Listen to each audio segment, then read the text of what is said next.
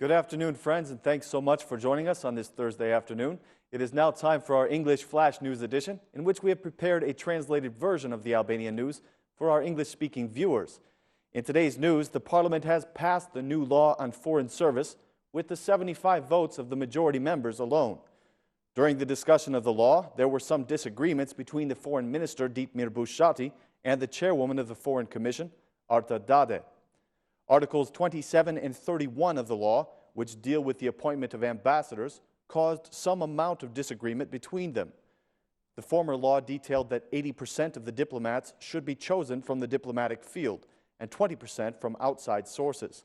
However, the proposed changes to the law will abolish this quota. The Foreign Minister, Berisha, defended the changes with the argument that the previous governments have not followed these quotas anyway. On the other side of the issue, the head of the Foreign Commission, Arta Dade, speaking on behalf of the Socialist Parliamentary Group, said that the removal of these quotas may leave room for abuse by the government. She said, "My concern is that Article 27 leaves room for abuse, given that the current law was adopted in 2003. However, I strongly believe in implementing the provisions of the law. I believe that these concerns have also been addressed in the Commission and will be addressed by the government as well."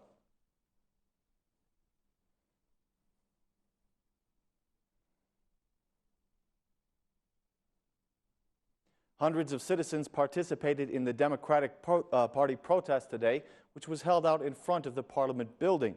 The rainy day did not deter the Democrats from holding their protest, which lasted for more than an hour. The Tirana police took a number of measures this morning to ensure safety and security during the protest. A protective barrier of police officers was put in place at the entrance to the Parliament in the square of the Unknown Soldier Monument. The police also blocked the traffic at George W. Bush Street during the protest. In the beginning, it proved difficult to control the crowd. The protesters advanced very close to the line of officers, but a group of young people calmed the situation down, and the protest took a more docile turn. The first politician to address the protesters was the head of the Democratic group, Edi Paloka. He spoke to the crowd. "We have asked Ilir Meta to resign and to face justice. This parliament has not been working for 2 weeks. A week ago, they closed down the parliament session after only 12 minutes, and today Ilir Meta is not even in the parliament," said Paloka. The opposition MPs did join the plenary session for about 20 minutes' time. The vice chairman of the Democratic group, Edward Halimi, had this to say in the plenary session. "They came into power only because they had agreement with the criminal world, with the thought that alliance with crime would bring them victory," he said. Nobody responded to Halimi's statements at that time, but when the socialist MP Taulent Bala was holding his speech, he made an offhanded retaliation.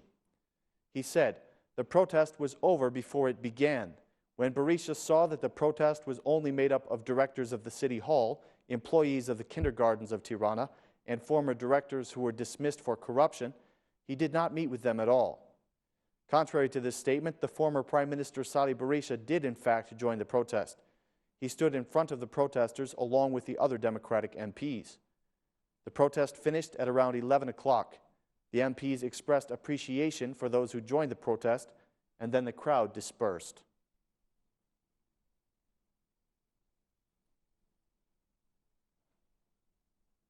The former Prime Minister Salih Berisha has said that the case of Tom Doshi needs to be expanded into an international investigation. He said that this is the only way that the truth will come to light. According to Mr. Berisha, removal of the incriminated from the Parliament and the institutions is absolutely vital for the country. Berisha had direct accusations for Mark Foku, saying that he was being directed by his boss, Ilir Meta. He stated, "We have continuously denounced the connections of the majority with crime. We have denounced the undeniable connection of this government to crime and the risk that these connections present to the security of the country. I believe that Mark Foku is the ugliest manifestation of these connections, and Ilir Meta is his boss. I appeal to the citizens that the only way to have a better future is a peaceful and democratic revolution," said Berisha. Mark Foku immediately reacted to the words of Salih Berisha. He made the statement that he was elected by the citizens and that the opposition does not have the power to remove him. He said, "I continue my work as a member of this parliament. I was elected by the people and not by Sali Berisha. No one can remove me from the parliament.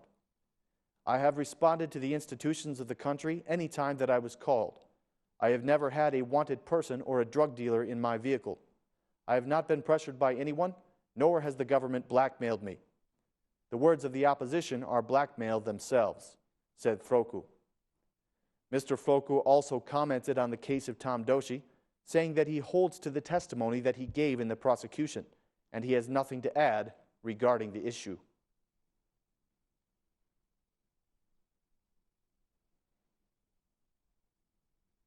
The U.S. Department of State has published its annual report on the fight against drugs throughout the world. According to the report, the quantity of drugs that are being seized, the number of people who are being arrested in connection with drugs, has significantly increased during 2014. According to the report, Albania is still a major source of marijuana in the world, even after the operation in Lazarat. Meanwhile, there is still danger present in the town of Lazarat. Yesterday evening, an explosion took place in the village after an explosive device was attached to some electrical scaffolding near an area called Pulari. An investigation team was sent to the scene of the incident and found that 100 grams of TNT were attached to a support column of the electrical pole. The support column was only slightly damaged in the blast, and no people were harmed. Meanwhile, the police continue to maintain their presence in Lazarat.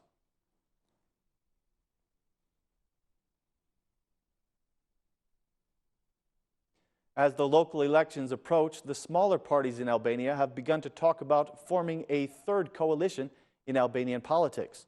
The head of the Social Democratic Party, Skandar Gjinushi, was invited to speak on the Ora News television show tonight, Il Votare. He said that currently, the small parties are discussing all the options. Gjinushi stated that he will not be part of the coalition of the left wing. He also did not rule out the possibility of creating a third coalition in Albanian politics. There is a distinct possibility that the small parties will not be joining the big parties, he said. Mr. Gjinushi sees the process of decriminalization as a political game. Decriminalization is being sought by the same people who brought crime to Albanian politics and society in the first place, Gjinushi said. The chairman of the PDK, Nard Ndoka, is of the opinion that the small parties might come out as the winners of the local elections if they join their forces together. He has begun negotiations with the representatives of the two major parties of the country. He said, "I meet with every politician. It is not prohibited to meet with the Vice Prime Minister, the Prime Minister, or the Speaker of Parliament. This is our political agenda. But my party will not negotiate with the Socialist Party for the local elections." The chairman of the National Development Party, Dashamir Shehi, tells us that he is unsatisfied with the opposition, yet he will not abandon the right-wing coalition. He said, "Mr. Basho will reflect. We will find other forms for our political protest, because this one will not last for very long. I would urge the internationals to make the list of incriminated officials public."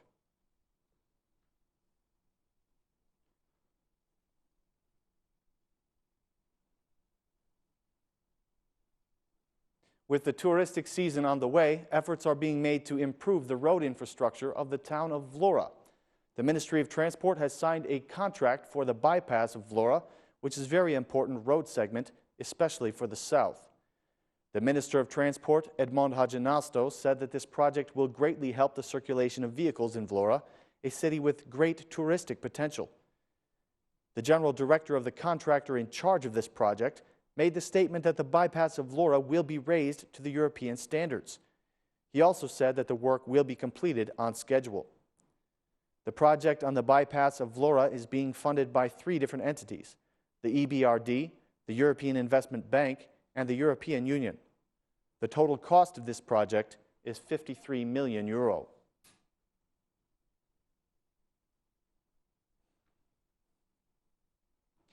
The president of the Albanian Football Federation has given a report on the state of the professional football here in Albania. President Duka did not deny the possibility that football games in Albania are being rigged for profit. He calls all the football clubs to reflect on this issue before it is too late for them. Regarding the problem of insufficient investments, President Duka said that they have not yet come up with the funding for the reconstruction of Kemal Stafa Stadium. The annual assembly of the Albanian Football Federation also heard a report from the Commission of Ethics and the results of a financial audit.